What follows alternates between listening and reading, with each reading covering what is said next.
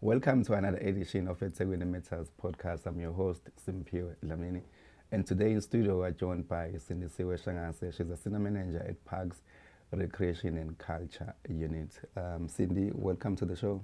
Thank you, Simpiwe, Ngiyabonga, and Ngiyabingelela. Okay.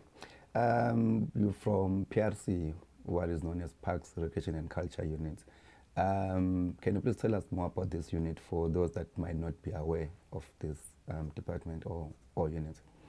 Thanks, Simpiwe. Parks, Recreation and Culture, it's one of the biggest units within eThekwini municipality. We are the custodians of parks, open spaces, your aquatic areas, which includes your pool and the beaches.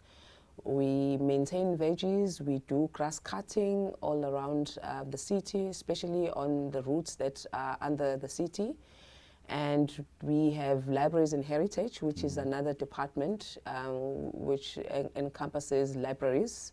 All the libraries that are under the municipality, it's our responsibility. We have museums, we have Durban Art Gallery, we have Arts and Living Culture, we have facilities like your Stables Theatre, your Art Center in Chesterville, and we have an art center that is based in Tuzuma B. Okay. And then the third department is Sport Development and Recreation, which is responsible for sport development and recreation facilities and programs within the city. The aim is to encourage Durbanites to be active, and with the hope that some of the Durbanites will be able to compete in elite sports as well. I know that you are responsible for the sports and recreation portfolio within PRC, but today we're talking about the creative industry. Can you please unpack this industry for us and what does it entail?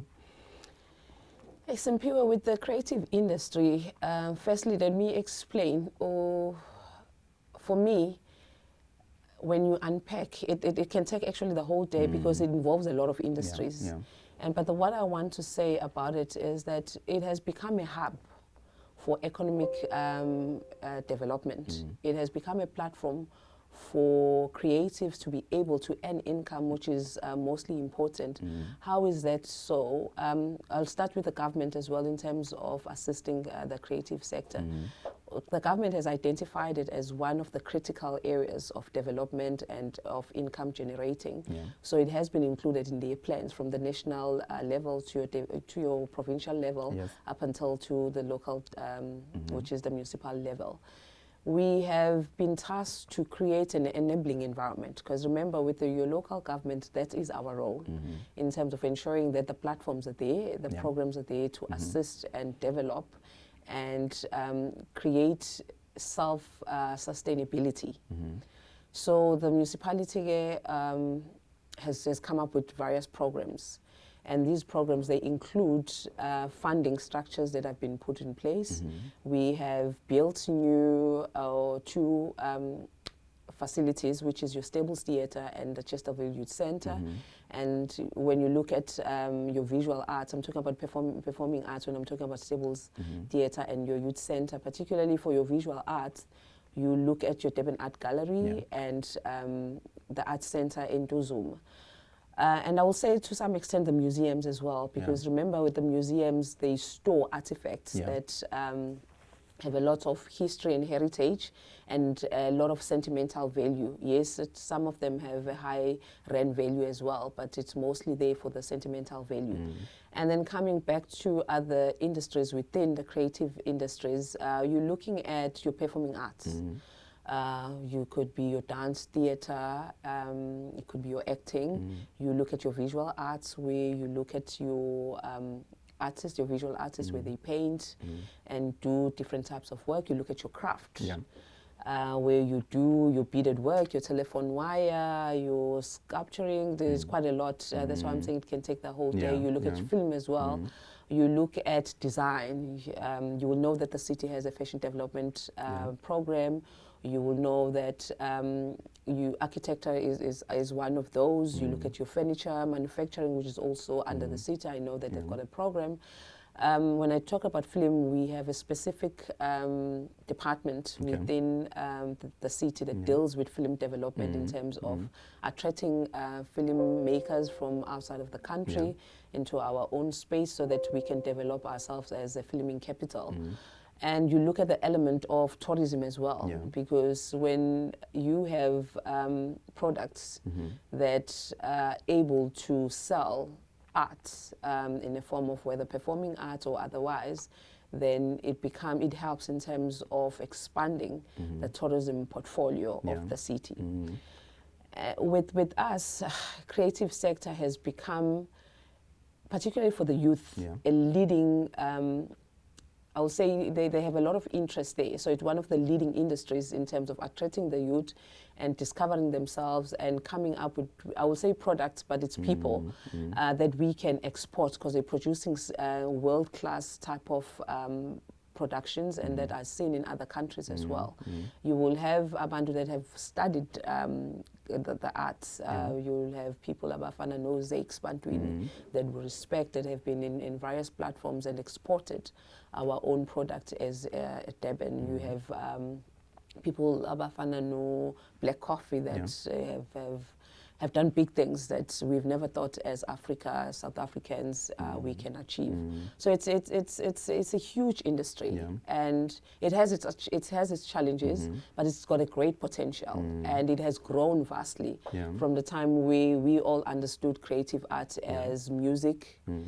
A little bit of acting, and that was it. But it has broadened up. You know, you have your publishing, you have your script writing, you have your but they call it new media in terms of your digital and social media as well. So it has opened up a lot of opportunities. So that's why government has decided to actually invest.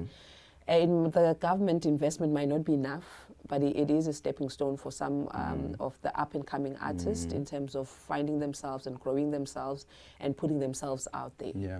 Sindi, you mentioned that this is a very wide industry, but also you also mentioned the fact that it has its own challenges as well. What are some of those challenges, and how are you guys assisting in terms of dealing with those challenges as the units?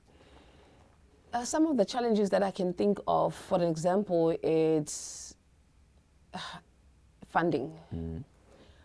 Unfortunately, when you work in a creative space, it's not a cheap space. It's quite expensive in terms of putting together a production. As much as they can say it's a low-budget film, it requires money.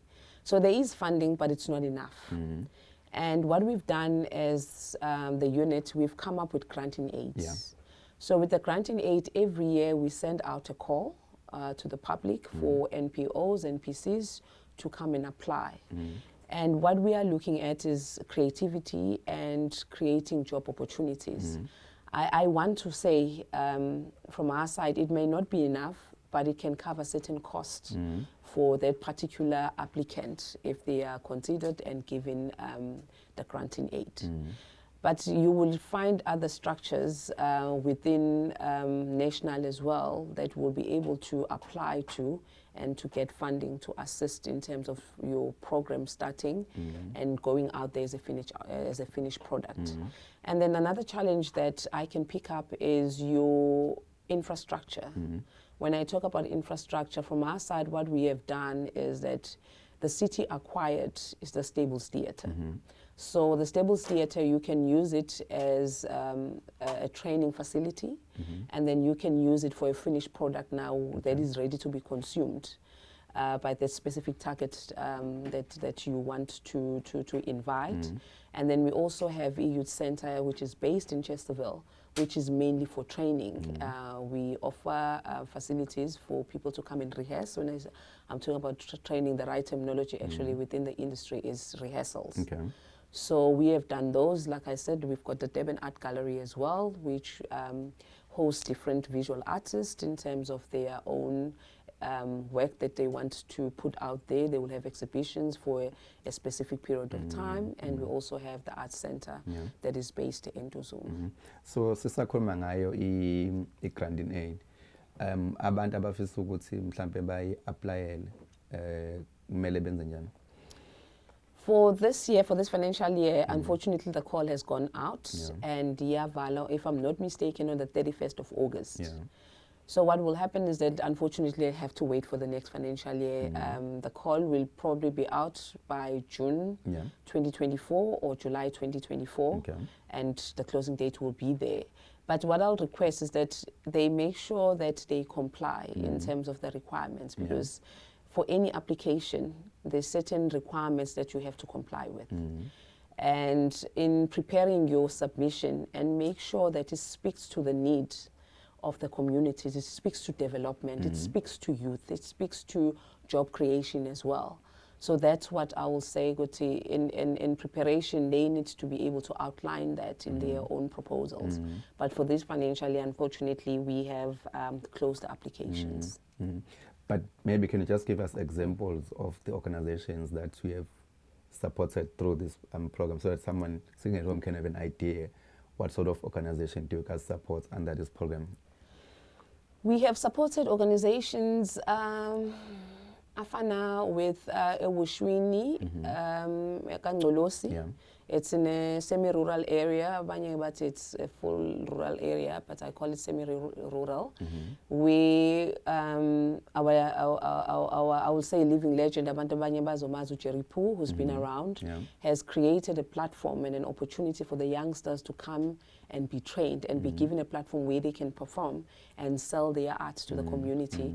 We have KCAP as well, which is in Guamashu, where they also train different industries in terms of performing arts, and I think they also do radio as well, which I also should have mentioned as one of the areas that has been neglected as part in the past.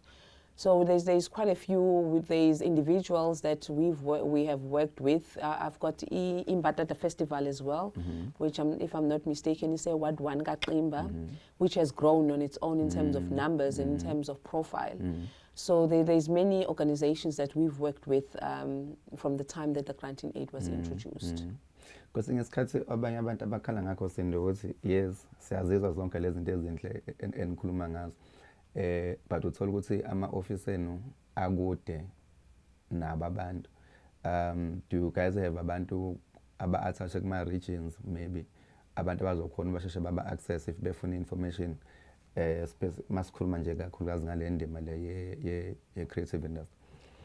Within the unit, we do have facilitators, and the facilitators, they are meant to go out there to the communities, whether it's schools or community organizations, to work with them. However, I can share the contact details so that they are able to find out, make an appointment, and they are equipped to move away from the office, because remember, you can't facilitate sitting in your office. You need to go out there and work with the community. So maybe I can share those contact details so that Bangaspalela an email if they do have access. If not, then I will give an office number. So the Bangashia umyalezo, their name and contact number, and we have a relevant facilitator to call them and make an appointment so that they can engage on the projects that they want to present. Facilitators now? Our facilitators is now at the moment our 7. And we're looking at adding. In the end, our head was to find funding. So that we can be able to employ more facilitators, because when you look at the city of eThekwini or Durban, it's quite big, and the communities, even the ones that we have, are not enough, including the 2 that has been added. But we're hoping with the next financial year we should be able maybe to get more funding so that we can add more facilitators. Can you maybe also mention some of the projects that you guys up behind one? As OPRC, I know that there's gospel IT competition. Yes. Maybe just give us others as well, so that we know what's in the inside. Some of the projects are not necessarily with arts and living culture, but they're part of the creatives. When you look at the Articulate Africa, which is one of the biggest projects, which is also linked to UNESCO. With Articulate Africa, there's different components within, because the aim of Articulate Africa is to celebrate the word, The word can be celebrated through music, it can be celebrated through script writing, it can be celebrated through a cookbook. So we'll have our verticals, which is gastronomy, which talks about food. We have music, where we will have a festival as part of Articulate Africa. We will have a book launch where we're celebrating and trying to encourage literacy and writing, because we felt Ogoti, South Africans don't really write their own stories, and Articulate Africa is there to encourage that. You will have an exhibition, an art exhibition, visual arts exhibition. We've hosted various visual artists, and you will have conversations where we talk about things that are affecting us as communities. Some of them are good, some of them are negative when you look at your social ills, but we get an opportunity to discuss and find books that we can read that relates to that particular topic. And we will have, you have already mentioned Gospel ID, we have a literacy summit as well, where we're encouraging people to read and write specifically on that one. There's one city, one book, where one book is assisted by the municipality to be published and purchased so that it's available at the libraries of the municipality so that they can be able to read. And then we have other programs that we support that are not necessarily municipal projects. You will have, for an example, as I was talking to you about Imbatata Festival, you will have comedy shows, you will know Abantu Abafana, know Simpiwe Shemba that we've worked with, and when they were starting out and now they're household names. We have, I'm trying to think on top of my head, gospel, comedy meeting, jazz at Stables Theatre, but there's so many other ones that we've worked with that are not necessarily council owned, but council supports the initiatives from the community members. No, you guys are actually doing a lot, but you often hear people saying, no, man, why are we having festivals? Why are we having this? And this is not service delivery. What's your take on this? That one is deep, because I feel art in general has always been seen as entertainment. It is not an entertainment only. Remember, for me to stand in front of you and sing, I would have created a number of job opportunities, from the songwriting to your producers to mastering, mastering your music as well. So if I sing, I have created job opportunities. There are people that are going to earn a living. So I think we should try and educate our communities that it's not only entertainment. It's not about making noise only, but it's about creating a platform for people to earn a living. Just like you and I, the municipality has created a platform and an opportunity for us to come in and perform the duties that have been allocated to us. So acting, performing arts, visual art is not only for entertainment, but it's a livelihood for others. Hence, our government has invested more into it so that people are able to sustain themselves. So I think that's where the misunderstanding is. A lot of people think that it's only entertainment, but it's a livelihood for many. No, thank you for clarifying that, because I mean there's a discussion all the time. So no, but that is not service delivery. But people forget that value chain. Yes. So it's very important that we clarify that point. But Sindi, thank you so much for coming through. Maybe before you go, you can share with us some contact details of the office in line. Ngiyabonga Simpiwe. I think ngizokhipha two numbers. Ngizochaza ukuthi why. One, the first number is Obeasi Stables Theatre, and the second number could be as a head office. Should there be challenges with the network, load shedding, and whatnot, you are able to call our head office, and then share it with the colleagues, Arts and Living Culture. Okay, number as Stables is 031 322 77989. It's 031 322 7789, and then the head office at reception, should we have a challenge at Stables, it's 031 311 4482. Okay. 031 311 4482. Okay. If you have an access to emails, ngingacela ukuthi ubhalele sifiso.ndlovu@durban.gov.za. Ungaphinde futhi ubhalele nobonga Tuntshana, kuba ubonga.tuntshana@durban.gov.za. Mungafika physically, if you are able to access the facility, you can go there. We are on 115 Johannes Kosi Street, Okay. formerly known as Ellis Street, if I'm not mistaken. Okay. It doesn't say Marenk. Yes. Pelatina is for the people, so we must be close to the people. But abanya bazomazi mhlampu Cedar, we are neighbors with Cedar. Okay. So manga position Cedar is 116, Yeah. we are 115. Okay. Yeah. All right. Sindi, thank you so much for coming through. Maybe your closing remarks? My closing remarks, there's two things that I would like everyone to understand is one, art or creative sector is not entertainment. Let's grant it the respect that it deserves because it takes up a lot of work. And secondly, let's support our own artists. I feel that we consume a lot of imports, and then we tend to forget about our own creatives in the country, in the continent. Let's encourage each other to explore new talent, listen or watch or buy their product and consume it locally before it is consumed in other countries. Well, that's all we had for you this week. Do join us for another exciting episode of eThekwini Matters podcast. Have a good evening.